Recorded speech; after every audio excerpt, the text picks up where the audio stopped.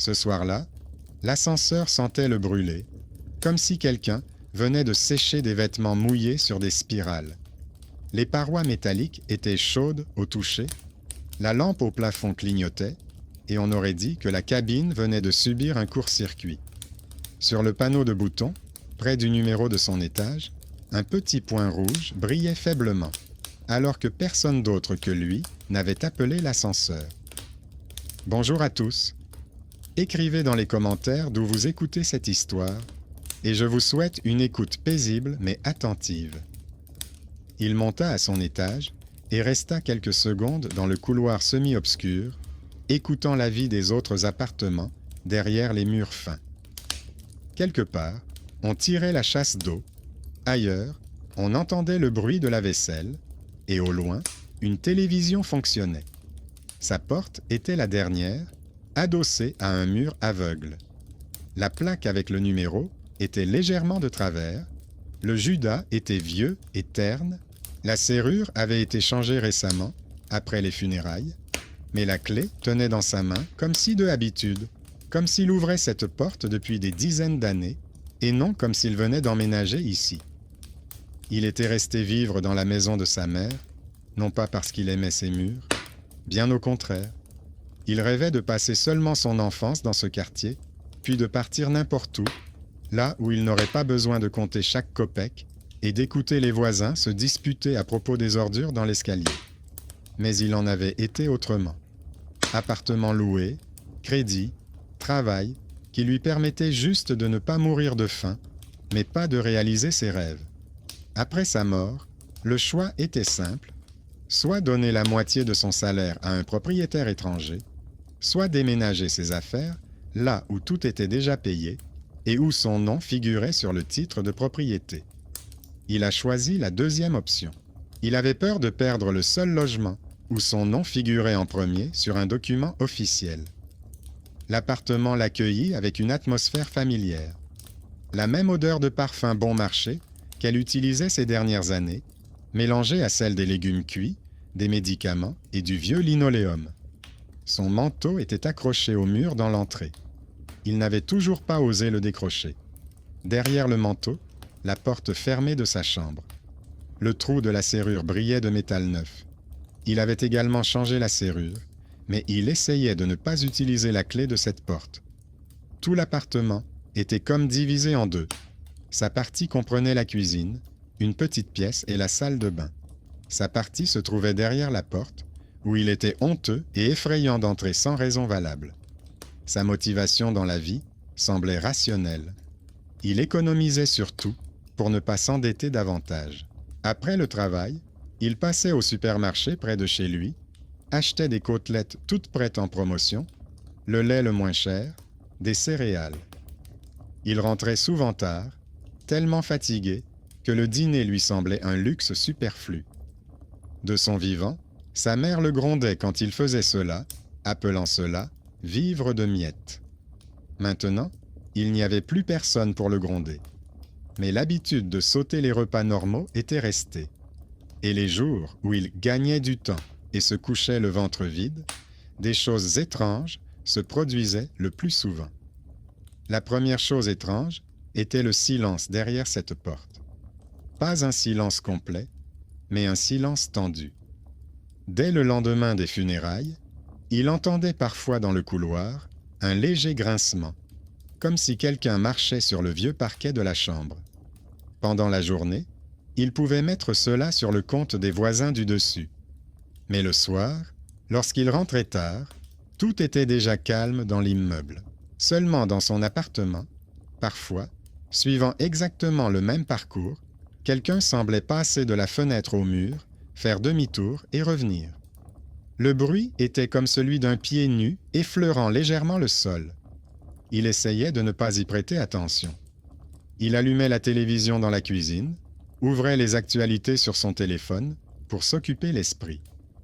Mais un jour, en passant devant la porte fermée, il remarqua une étroite bande de lumière au-dessus. Par mesure de précaution, il avait baissé l'interrupteur de sa chambre dès le premier jour, lorsque le notaire était là.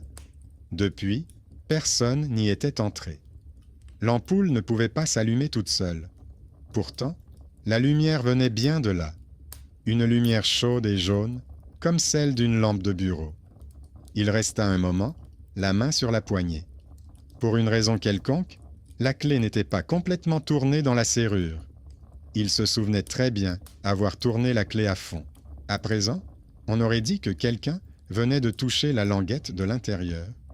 Sa main trembla, mais il recula. À l'intérieur se trouvaient encore ses vêtements, ses médicaments, ses photos. Faire irruption là-bas tard dans la soirée, alors qu'il n'avait déjà pas dormi depuis plusieurs nuits, lui semblait être une épreuve à laquelle il n'était pas prêt. Dans la cuisine, un deuxième détail l'attendait. Une assiette de soupe était posée sur la table. Elle était chaude. La vapeur ne s'en dégageait presque plus, mais le verre de la lampe était légèrement embué et la cuillère dans la soupe tremblait légèrement, comme un pendule. Il y avait aussi de la soupe dans la casserole sur la cuisinière. Il se souvenait avoir préparé une grande portion pendant son jour de congé et l'avoir mise au réfrigérateur. Mais le soir, avant d'aller travailler, il n'avait certainement rien réchauffé. Il n'y avait pas de vaisselle sale dans l'évier, ni de traces de chauffage récent sur la plaque de cuisson. Tout semblait indiquer que quelqu'un était venu tranquillement, lui avait servi une assiette, avait posé la cuillère avec le manche sur le bord, soigneusement, comme elle le faisait à la maison, puis était reparti sans toucher à rien d'autre. La voisine de palier ne confirmait qu'une seule partie. Les habitudes étaient toujours là. Une femme âgée, vêtue d'un pull en tricot, aimait l'arrêter dans le couloir et lui demander comment il allait. À chaque fois, elle se souvenait de sa mère, comment elle essuyait toujours la rampe, grondait à cause des ordures, apportait des tartes aux enfants du voisinage. À un moment donné, la voisine, baissant la voix, lui dit qu'elle entendait à nouveau quelqu'un marcher dans cet appartement la nuit. Elle précisa que la chaise dans sa chambre grinçait comme avant, lorsque sa mère s'asseyait près de la fenêtre. Elle ajouta qu'elle avait peur, mais qu'elle croyait que l'âme ne partait pas tant qu'elle n'était pas sûre que son fils allait bien. Il attribua ces paroles à son âge, à son impressionnabilité, à la vie vide de la vieille maison. Mais chaque remarque de ce genre venait s'ajouter aux observations déjà faites comme une nouvelle couche subtile. La ligne des détails devenait dense. La cuillère dans la soupe, la lumière sous la porte, le grincement d'une chaise qu'il reconnaissait sans se tromper. La chaise dans sa chambre était placée près de la fenêtre. Ses pieds avaient laissé des rayures caractéristiques en forme d'arc sur le parquet. L'odeur de la soupe, qui était précisément sa spécialité, aigre, avec une feuille de laurier, comme lui-même ne savait pas la faire. Plus la phrase habituelle, prononcée une nuit de manière presque intelligible. Dans le couloir, la porte s'ouvrit doucement et un reproche discret se fit entendre dans l'embrasure sombre. Il n'y avait aucune menace dans cette voix, seulement le mécontentement habituel qu'il se soit encore couché le ventre vide. Il essaya de trouver des explications rationnelles. Il pensa aux voisins qui auraient pu se tromper d'étage et entrer accidentellement dans la mauvaise porte, mais la serrure était neuve et personne d'autre que lui n'avait les clés. Il pensa qu'il avait peut-être mis la soupe à chauffer automatiquement et qu'il ne s'en souvenait plus, mais les jours où cela se produisait, il se souvenait de chaque minute de la soirée, car il essayait de ne pas penser aux funérailles et s'accrochait à tous les petits détails de la vie quotidienne. Il pensa que la cuillère pouvait trembler à cause des vibrations, mais la maison était silencieuse. L'ascenseur était arrêté depuis longtemps et personne ne montait ou descendait les escaliers. Au cours de la 2e semaine après les funérailles, des factures ont commencé à apparaître dans la boîte aux lettres. Au début, il s'agissait de factures habituelles: électricité, eau, cotisation pour les travaux de rénovation. Puis, il y en a eu une avec une mention étrange: rappel pour le renouvellement du programme de repas chauds à domicile. Dans la colonne destinataire, il y avait le nom de sa mère. En bas, en petits caractères, il était expliqué que pour prolonger le service, il fallait confirmer que le destinataire résidait bien à cette adresse. Il se souvint que les derniers mois avant sa mort, on lui apportait à domicile des soupes et des bouillies provenant du centre social du quartier. À l'époque, il avait considéré cela comme un soulagement, comme une aide gratuite qui ne lui coûtait ni argent ni temps. À présent, cette ligne coïncidait soudainement avec l'assiette de soupe chaude qu'il n'avait pas préparée lui-même. Il a appelé le numéro indiqué, on lui a expliqué que le programme était toujours en vigueur, mais que selon les documents, sa mère devait confirmer personnellement sa participation, sinon le service serait interrompu. La femme au téléphone s'est étonnée qu'il ne soit pas au courant. Elle a dit qu'il n'avait pas été informé du décès et lui a demandé qui vivait actuellement à cette adresse. Il a répondu honnêtement. On lui a demandé d'apporter un certificat et de remplir une demande de résiliation. À la fin, la femme a ajouté que, d'après leur journal, la dernière livraison avait été effectuée après l'hospitalisation de sa mère. Le destinataire avait signé d'une autre main. La signature n'était pas la sienne. Ce fut sa première petite enquête. Il a commencé à considérer son propre appartement comme un lieu où se croisent non seulement ses souvenirs et les rumeurs des voisins, mais aussi les notes prises par d'autres dans leur registre. Dans son téléphone, il a trouvé l'historique des appels de l'interphone et a vu que les jours où la soupe apparaissait dans la cuisine, un appel entrant provenant du numéro du service de livraison avait effectivement été enregistré pendant la nuit. Il ne l'avait pas entendu, car à ce moment-là, il rentrait encore du travail ou se trouvait dans l'ascenseur où il n'y avait pas de réseau. Mais le système avait honnêtement noté le fait que quelqu'un venait à leur porte précisément à ces heures-là, quand il n'y avait pas de vaisselle sale dans l'évier et qu'il y avait une assiette chaude sur la table. Le soir, lorsqu'il est rentré chez lui, l'ascenseur sentait à nouveau le brûlé. À l'étage, près du vide-ordures, se trouvait une boîte de conteneurs alimentaires renversée, rapidement imbibée d'un liquide renversé. Elle portait le logo du service, dont le nom correspondait à celui indiqué sur le reçu. Parmi les déchets, se trouvait un chèque au nom de sa mère et daté du jour même. Le livreur n'avait manifestement trouvé personne à la maison, ou s'était trompé de porte, et avait jeté la nourriture non réclamée dans la poubelle commune. Cette découverte fit bouger quelque chose en lui. La légende de la mère qui continue à nourrir son fils après sa mort ressemblait désormais à un mélange aveugle de crainte des voisins et de chevauchement réel des services sociaux. Par habitude ou par erreur, quelqu'un a continué à apporter des soupes ici, jusqu'à ce que le programme soit officiellement fermé. Il n'était pas toujours chez lui, certaines choses finissaient à la poubelle, d'autres se retrouvaient peut-être sur sa table, si le livreur arrivait à le trouver, ou si sa voisine récupérait le paquet et jetait un œil dans l'appartement. Mais la lumière sous la porte de la chambre de sa mère était plus difficile à expliquer. Le livreur ne pouvait pas entrer dans la pièce fermée à clé. La chaise près de la fenêtre ne pouvait grincer que sous le poids de son propriétaire, et les traces de pas nus dans la poussière qu'il avait vues un jour lorsqu'il avait finalement décidé d'entrouvrir la porte étaient trop caractéristiques. Petite, avec un pied large, légèrement incliné vers l'intérieur. C'étaient ses pieds lorsqu'elle se promenait dans la maison avec de vieilles pantoufles en caoutchouc, oubliant de les enlever. Un jour, il remarqua que la clé de la serrure de sa chambre n'était à nouveau pas complètement tournée. Il commença à y prêter davantage attention. Chaque fois qu'il quittait l'appartement, il vérifiait la position de la clé, mémorisant l'emplacement des rainures. À son retour, il regardait à nouveau. Les jours ou le soir, il trouvait dans la boîte aux lettres des factures ou des publicités pour des services qui intéressaient autrefois sa mère. La clé était parfois légèrement déplacée. Comme si quelqu'un avait essayé de sortir de la chambre pour aller dans le couloir, puis avait changé d'avis. La véritable escalade a commencé au moment où il a compris qu'il ne suffisait plus d'observer depuis le couloir. Plus il rassemblait de petits indices, moins il restait de place pour l'imagination, et plus il y en avait pour l'action. Le soir, en rentrant du travail avec une nouvelle pile de reçus dans les mains, il s'arrêta devant cette porte et décida qu'il était inutile de l'ouvrir une nouvelle fois une seconde pour vérifier le lit.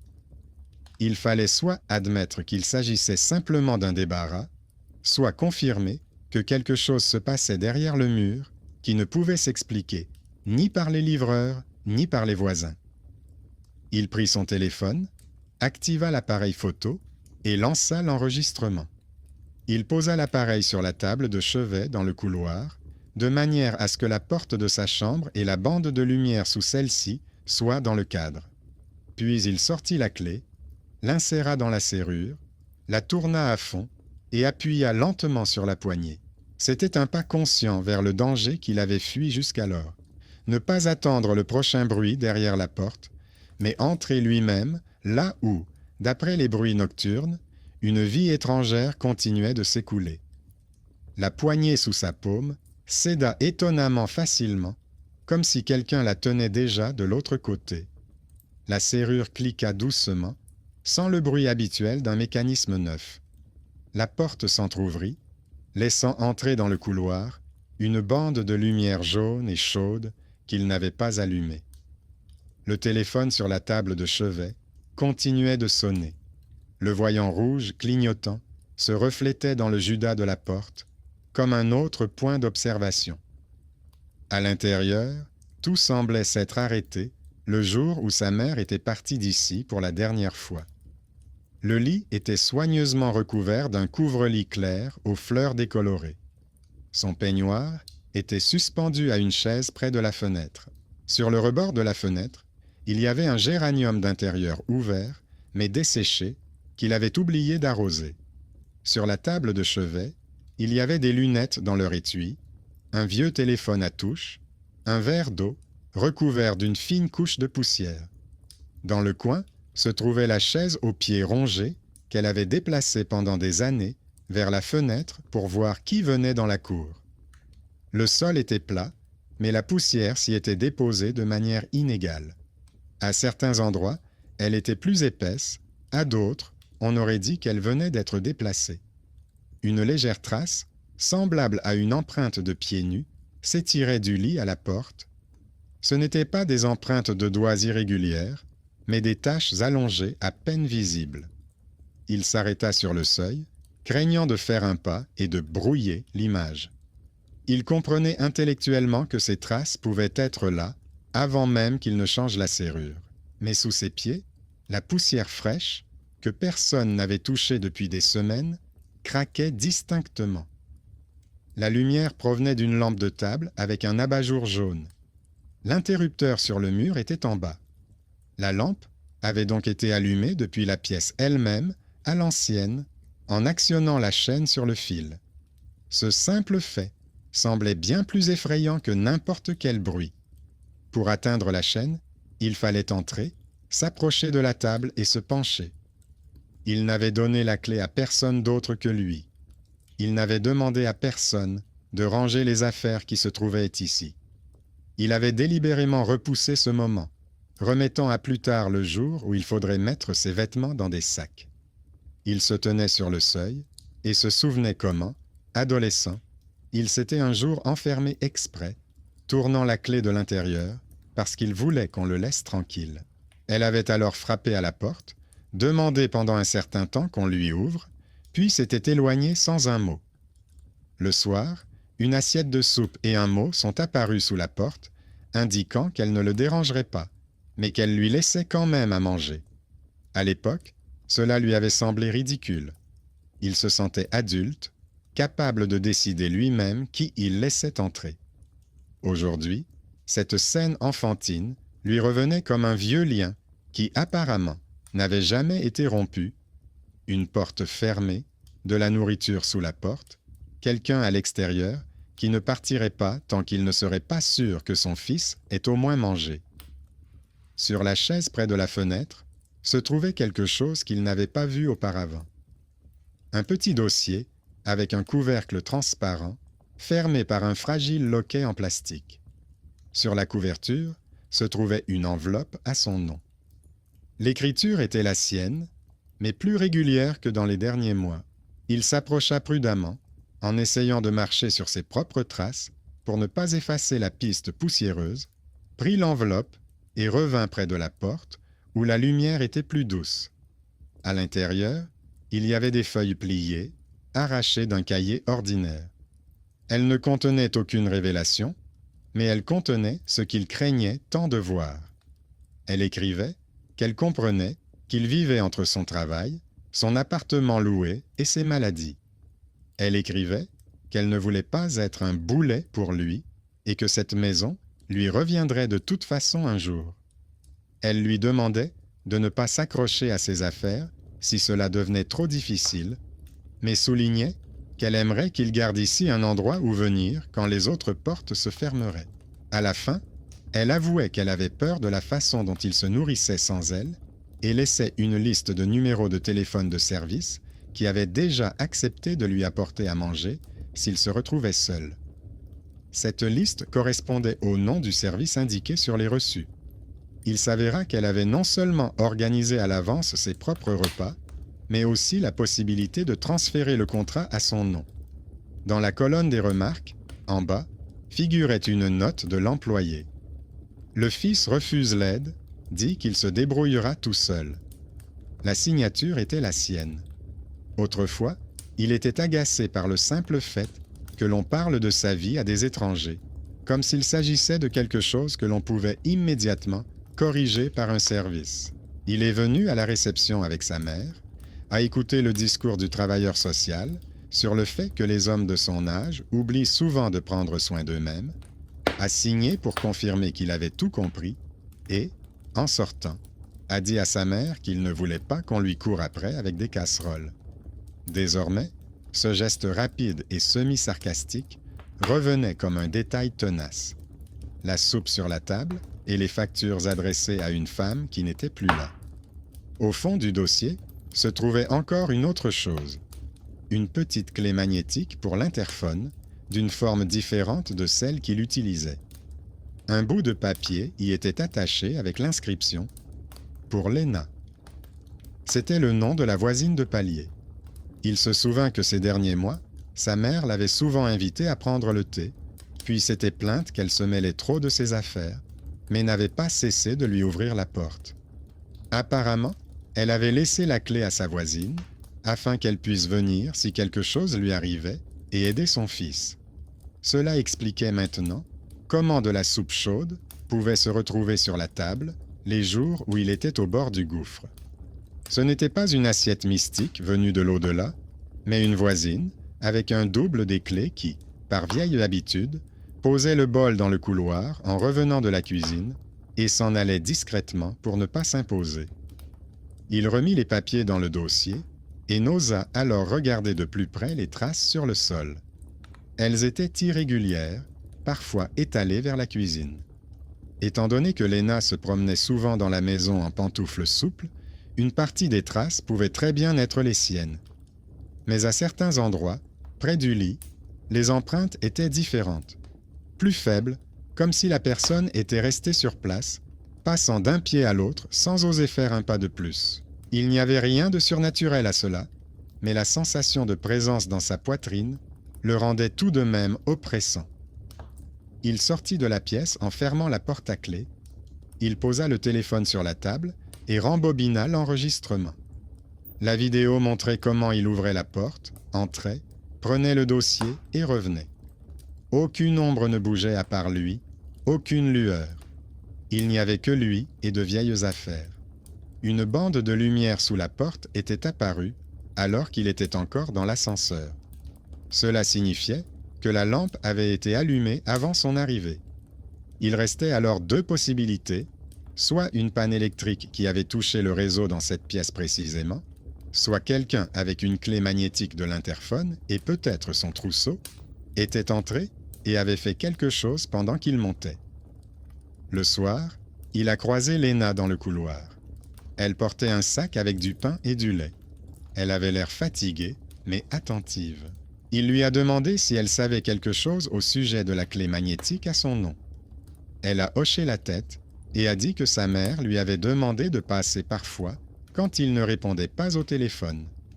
Elle a ajouté qu'après les funérailles, elle avait essayé à plusieurs reprises de l'aider à manger. car elle ne supportait pas de l'entendre claquer la porte et se coucher dans un appartement vide. Elle a avoué qu'elle posait les assiettes sur la table et s'en allait, ne voulant pas l'ennuyer avec ses sermons. Concernant la lumière dans la chambre, elle a déclaré qu'elle n'y était pas entrée, car elle considérait que c'était son espace privé. Il sentit l'irritation monter en lui, non pas contre elle, mais contre la situation. Cette étrangère, qu'il percevait comme une vieille femme envahissante, s'était avérée être cette héroïne méconnue qui, dans les moments les plus difficiles, lui avait apporté des soins élémentaires sous le couvert d'une histoire superstitieuse sur une mère qui est toujours là. Léna n'essayait pas de jouer la carte du mystique, elle faisait simplement ce qu'elle savait faire, elle préparait la soupe, vérifiait si la lumière était allumée, écoutait si l'appartement respirait. Les voisins de l'immeuble ont ensuite transformé son aide discrète en une histoire effrayante sur une voie derrière la porte. Mais en réalité, c'est elle qui l'a sauvé d'une descente définitive dans des nuits affamées et absurdes. Ce rebondissement a mis les choses au clair. Le mythe selon lequel sa mère venait le nourrir la nuit s'est avéré être un mélange de programme social, d'attention de la voisine et de sa propre réticence à côtoyer des personnes réelles.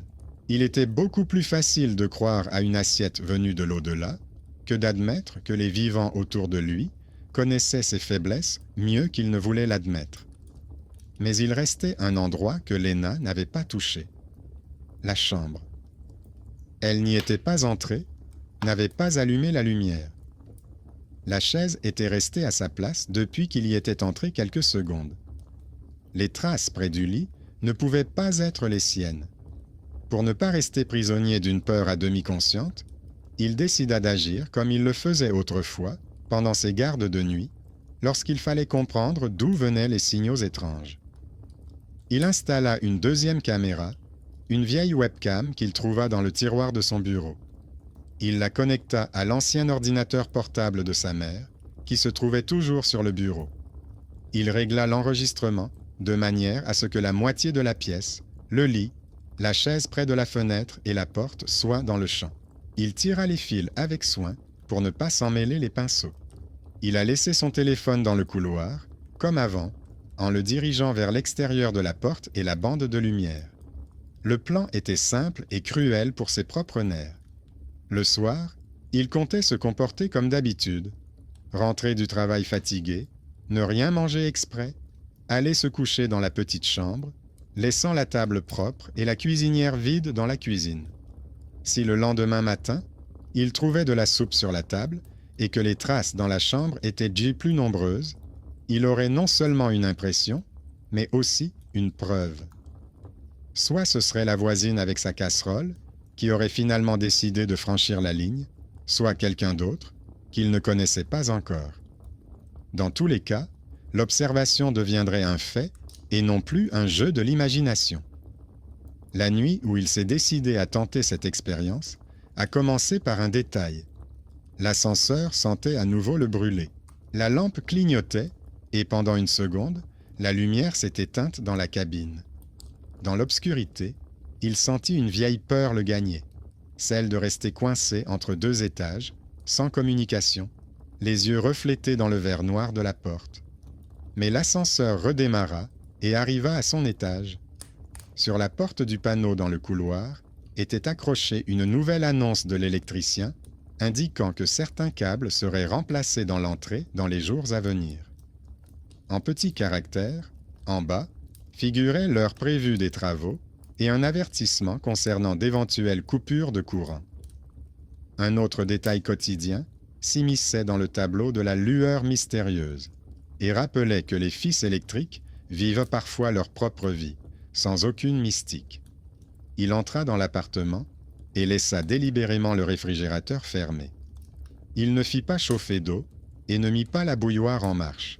Il ne laissa sur la table qu'une assiette propre et une cuillère à côté, sèche et soigneusement rangée. Dans la chambre de sa mère, les 2 caméras étaient allumées, leur voyant rouge brillait faiblement. Dans sa chambre, il essaya de se coucher tôt, mais le sommeil tardait à venir.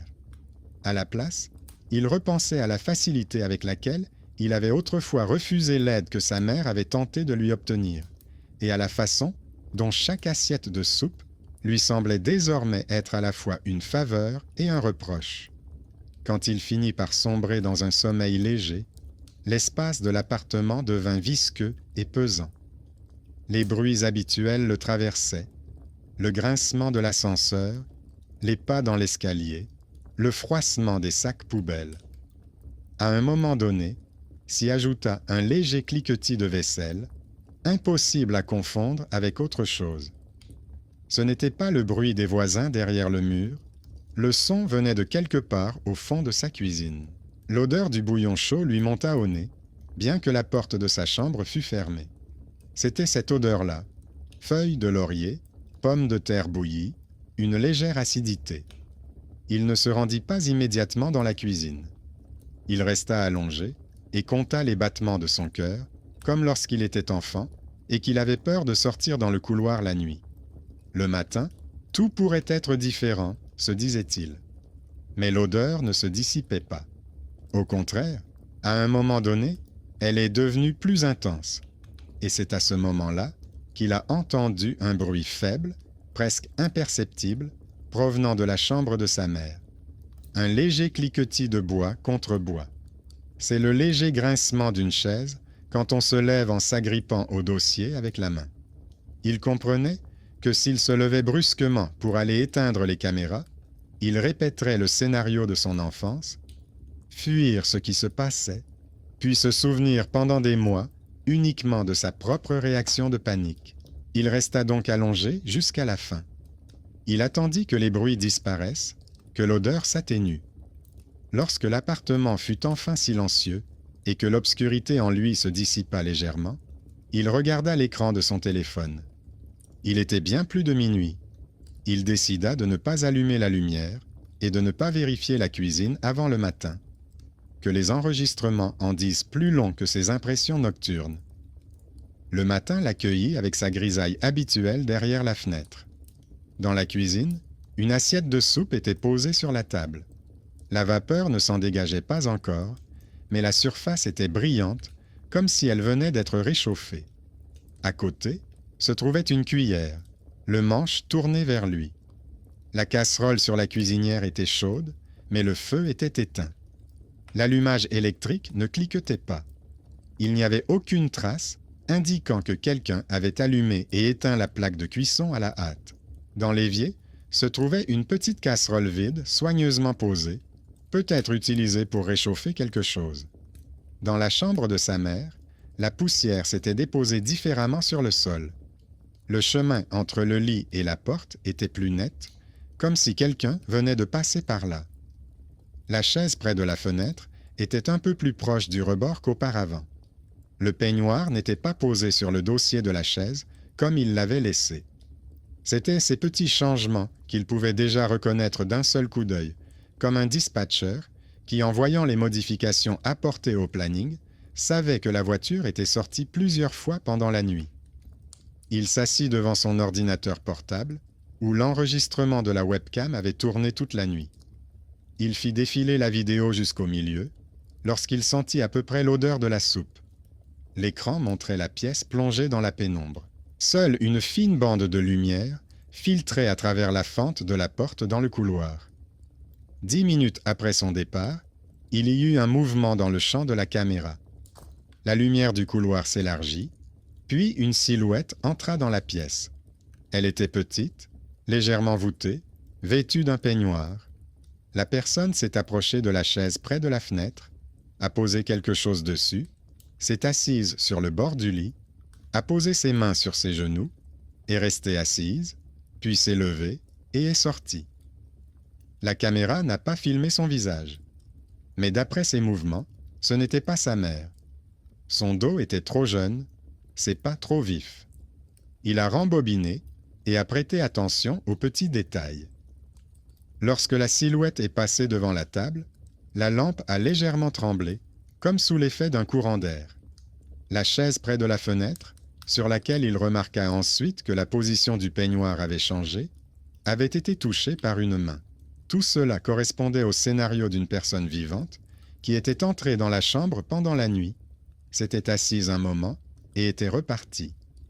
Pas de silhouette transparente, pas d'ombre disparaissant. L'enregistrement de la caméra de surveillance dirigée vers le couloir et la porte de la chambre montrait également du mouvement. Au moment opportun, une tache lumineuse est apparue à l'écran, puis une silhouette vêtue d'un sweatshirt et d'une jupe longue a traversé le couloir. La personne est passée de la cuisine vers la chambre, s'est arrêtée devant la porte, a hésité, puis est finalement entrée. Peu de temps après, il est ressorti. Il s'est dirigé vers la sortie, mais pas jusqu'au bout. D'après la trajectoire, on voit que la silhouette a bifurqué vers la cuisine, puis est revenue dans le couloir, et ce n'est qu'après cela qu'elle a quitté l'appartement. La poignée de la porte d'entrée a bougé, comme si on l'avait lâchée brusquement sans la claquer. Il mit l'enregistrement en pause et examina attentivement les proportions, la silhouette, la ligne des épaules. Même sans agrandissement, il était évident que ce n'était pas lui. C'était Lena. Petite taille, posture habituelle. Et pourtant, quelque chose dans ses mouvements semblait étranger. Non seulement de l'inquiétude, mais aussi de la confusion. Comme si elle répondait à la demande de quelqu'un, mais sans comprendre tout à fait comment agir. En agrandissant l'image, il s'assura une fois de plus que la silhouette dans la chambre n'était pas un fantôme, mais bien une femme vivante. Le mouvement caractéristique des épaules, la manière de placer les pieds légèrement sur le côté, le peignoir familier qu'il avait vu des dizaines de fois sur sa voisine. Une seule chose ne collait pas. Lena jurait ne jamais entrer dans la chambre de sa mère. Sur la vidéo, non seulement elle entrait, mais elle s'asseyait sur le bord du lit, puis se levait et s'attardait près de la chaise près de la fenêtre, comme si elle écoutait quelque chose dans l'obscurité. Il a enregistré la vidéo, fait plusieurs captures d'écran et laissé son ordinateur portable ouvert sur la table. Il avait réussi à croiser Lena dans l'après-midi, près de l'ascenseur. Elle portait à nouveau un sac de courses et lui avait demandé, comme d'habitude, s'il avait besoin de quelque chose au magasin. Il l'avait invitée dans l'appartement, lui avait montré le dossier contenant sa clé magnétique et lui avait soigneusement raconté tout ce qu'il avait découvert. La liste des services, la dernière livraison, ses sorties nocturnes. Puis, il a tourné l'écran de son ordinateur vers elle. La femme est restée longtemps silencieuse, se regardant sur l'enregistrement, puis elle a posé sa main sur le dossier de la chaise et a avoué qu'elle était entrée plusieurs fois dans la chambre, contrairement à sa propre promesse, parce qu'elle avait peur qu'il s'enferme définitivement en lui-même. Ces explications sèches et décousues ont permis de reconstituer une nouvelle partie de l'ancienne liaison. Quand il était petit, elle travaillait comme aide-soignante auprès de son père, qui était alité après une opération. À l'époque, sa mère lui avait demandé de surveiller la maison pendant qu'elle faisait la sieste entre deux gardes. Puis, la vie les avait séparés, jusqu'à ce que la maladie de sa mère ramène Lena dans cet appartement, cette fois en tant que voisine et aide-soignante.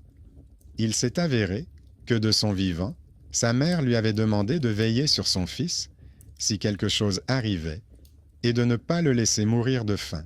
Au début, Lena a refusé, disant qu'un homme adulte pouvait se débrouiller tout seul, mais elle a finalement pris une clé supplémentaire et la liste des services. Cet accord de longue date, conclu entre deux femmes sans sa participation, régissait désormais discrètement les assiettes de soupe nocturne et les bruissements dans le couloir. Après son départ, il s'est rassis à table et s'est occupé de la paperasse. Il s'est rendu au centre social et a consulté le registre des visites. Les colonnes indiquaient soigneusement les dates, le nom de la mère et une note concernant sa demande avant que son état ne s'aggrave sérieusement. À côté, figurait son nom et ce même refus, lorsqu'irrité par cette tutelle excessive, il avait signé une phrase indiquant qu'il n'avait pas besoin de repas chaud. L'employé, en lui montrant le registre, expliqua qu'après le décès d'un client, le système ne supprimait pas toujours immédiatement le service, surtout en l'absence de notification officielle. Elle a ajouté que souvent, les voisins et les proches perçoivent ces dysfonctionnements comme quelque chose d'étrange et racontent des histoires de signes. Sa voix trahissait l'indifférence habituelle d'une personne qui est confrontée chaque jour à la vieillesse et à la mort d'autrui. Il est sorti dans la rue avec une copie de cette page entre les mains. Tout y était consigné, la tentative de sa mère de sécuriser son avenir, son propre refus, la remarque laconique de l'assistante sociale et la série d'erreurs qui ont conduit à ce que la soupe continue d'être livrée dans une maison vide. Le mythe de l'assiette qui apparaissait toute seule se heurtait à des obstacles très concrets dans le système, à l'ancienne demande de sa mère et aux visites nocturnes de sa voisine avec sa clé magnétique. Cela ne rendait pas la situation moins inquiétante, mais la peur changeait de direction. Désormais, ce n'était plus la présence d'un être invisible derrière la porte qui faisait peur, mais la facilité avec laquelle les vivants entremêlaient entre eux les services, les clés, les accords oubliés, puis se perdaient dans leur propre légende. De retour chez lui, il regarda à nouveau les enregistrements. Au moment où Léna était assise sur le bord du lit, il se passait effectivement quelque chose d'étrange dans la pièce. La lampe sur la table s'éteignait et s'allumait de manière à peine perceptible, alors que selon l'électricien, l'installation électrique était en bon état. Sur l'un des clichés, il remarqua que le verre du cadre contenant la photo de sa mère reflétait non seulement une chaise, mais aussi une bande de lumière provenant du couloir, alors que la porte était fermée. Cela pouvait s'expliquer par la particularité de l'angle, mais combiné à la trace de plus en plus nette dans la poussière autour du lit, il semblait que l'endroit ne cédait pas complètement, comme si sa mère, qui avait mis en place un réseau d'aide composé de voisins et de services sociaux de son vivant, maintenait désormais cette structure autour de lui jusqu'à ce qu'il décide lui-même de la suite à donner. Son propre talent caché, à savoir sa capacité à organiser les horaires, les reçus, les appels et les notes en un seul schéma, est soudainement devenu le seul moyen de sortir de cette toile. Il voyait comment son ancien refus d'aide était devenu le point de départ de toute cette série d'événements étranges, les livraisons nocturnes, les tentatives discrètes de son voisin d'intervenir, et son propre désir d'expliquer tout cela d'une manière simple. Maman est revenue. Ce schéma était plus effrayant que n'importe quelle voix derrière la porte, car il montrait à quel point une signature négligente pouvait avoir des répercussions des années plus tard. Le soir venu, il décida qu'il ne pouvait plus continuer à vivre entre une porte fermée et des assiettes étrangères. Soit la pièce resterait un mausolée, où chaque détail semblerait être un signe, soit elle ferait partie de la maison dans laquelle il vivait réellement. Il choisit la deuxième option. Le plan était simple, ouvrir la porte en grand, déplacer la chaise, ranger une partie de ses affaires et inviter Léna, non pas comme une ombre nocturne, mais comme une invitée ordinaire, pendant la journée, à la lumière du jour, à une table qu'il dresserait lui-même. C'était la seule façon de transformer la chambre d'un endroit où quelqu'un semblait errer en un endroit où l'on voyait clairement qui entrait et pourquoi. Il fit ce qu'il avait évité de faire jusqu'à présent. Dans la journée, après le travail, sans passer par la cuisine ni par sa chambre, il ouvrit immédiatement la porte de la chambre de sa mère. Pas juste un peu, mais à fond, pour que le battant touche le mur et ne puisse plus se refermer doucement tout seul. Il a ouvert la fenêtre, laissant entrer l'air froid et la lumière obstinée du jour, qui a blanchi le cercle jaune de la lampe et rendu la poussière sur le sol ordinaire et non mystérieuse. Il éloigna la chaise près de la fenêtre du rebord et la rapprocha de la porte. Il retira soigneusement son peignoir, le plia et le rangea dans l'armoire. Il recouvrit le lit du même couvre-lit, mais ne chercha plus de message sous l'oreiller. Il ne laissa sur la table de chevet que la photo de sa mère et un verre vide. Tout ce qui pouvait bouger, grincer ou se balancer, il le fixa ou le rangea. Il éteignit la lampe en débranchant la prise. Il ne laissa que la lumière du plafond, uniforme, peu esthétique, mais honnête. Puis il a appelé Léna et lui a demandé de passer. Sans allusion, sans visite nocturne. Il lui a dit qu'il avait décidé de trier une partie de ses affaires et qu'il ne voulait pas le faire seul. Elle est arrivée prudemment, hésitant dans l'entrée, comme quelqu'un qui a l'habitude d'être l'ombre et qui n'est pas sûr d'être attendu. Quand il s'est écarté et lui a montré la pièce grande ouverte, elle a hésité, mais elle est entrée.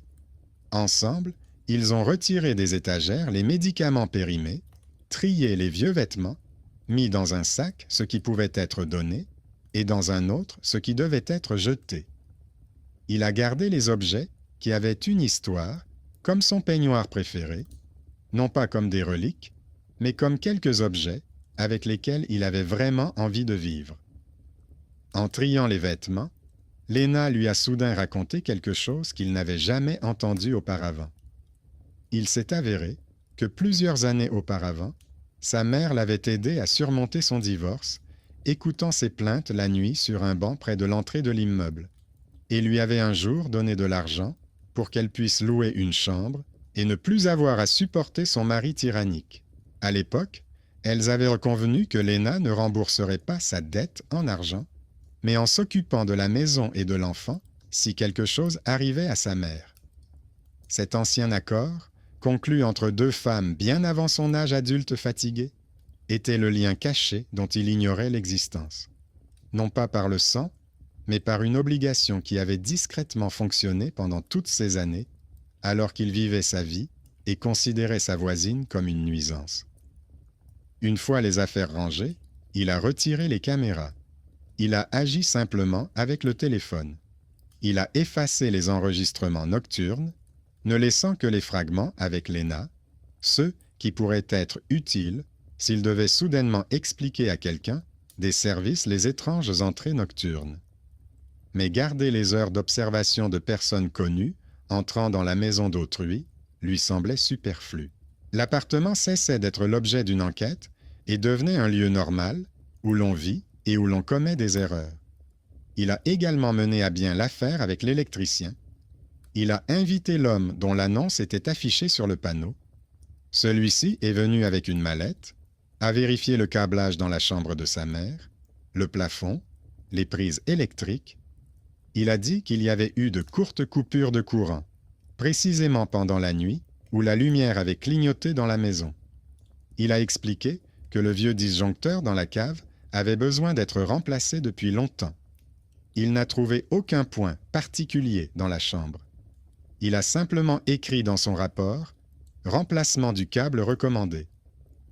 Cet homme, que personne dans la maison ne prenait au sérieux, a fait un autre clin d'œil à la réalité. La lumière pouvait vivre sa vie grâce au fer et non grâce aux fantômes. Le soir, il a préparé lui-même la soupe.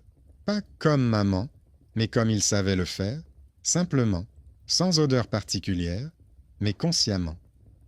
Il posa 2 assiettes sur la table de la cuisine et appela Léna. Ils mangèrent en silence, puis parlèrent de choses quotidiennes, des tarifs, du vide-ordures, du fait que l'ascenseur de l'immeuble allait bientôt être remplacé.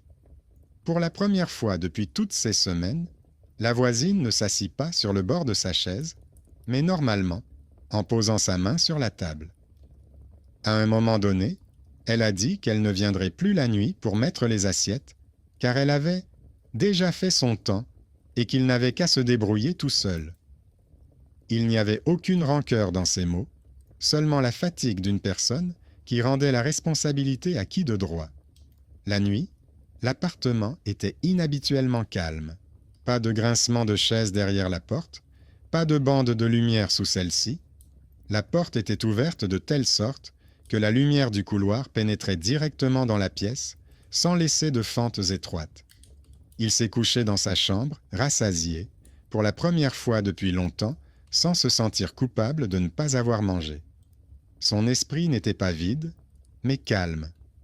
Pas de chuchotement, pas d'attente que quelqu'un lui dise dans l'obscurité qu'il s'était encore couché le ventre vide. Le matin, il n'y avait pas d'assiette de soupe chaude dans la cuisine, posée là par quelqu'un. En revanche, il y avait une casserole sur la cuisinière, recouverte d'un couvercle, et des bols soigneusement empilés sur l'étagère. Léna n'était pas venue, comme le montrait l'interphone. Les services sociaux avaient envoyé une lettre indiquant que le programme de repas chaud pour sa mère était officiellement terminé et lui proposèrent de les contacter s'il avait besoin d'aide. Il rangea la lettre dans le dossier contenant ses documents, non pas comme un signe, mais comme une feuille qui pourrait lui être utile plus tard. Le mythe de la mère derrière la porte n'avait pas complètement disparu. Dans l'escalier, les gens continuaient à chuchoter que quelqu'un se promenait la nuit, que le fils vivait avec un fantôme. Certains ajoutaient des détails sur la soupe, d'autres sur les traces de pas nus. Avec le temps, les histoires se sont enrichies de détails qui n'avaient jamais existé. Ils ne discutaient pas. Ils comprenaient que les gens avaient besoin d'une histoire simple, où les morts revenaient nourrir les vivants, et non d'un schéma complexe fait de reçus, de travailleurs sociaux, de voisines avec une clé et de sa propre lâcheté face aux décisions adultes. Pour lui, la justice s'était déroulée autrement.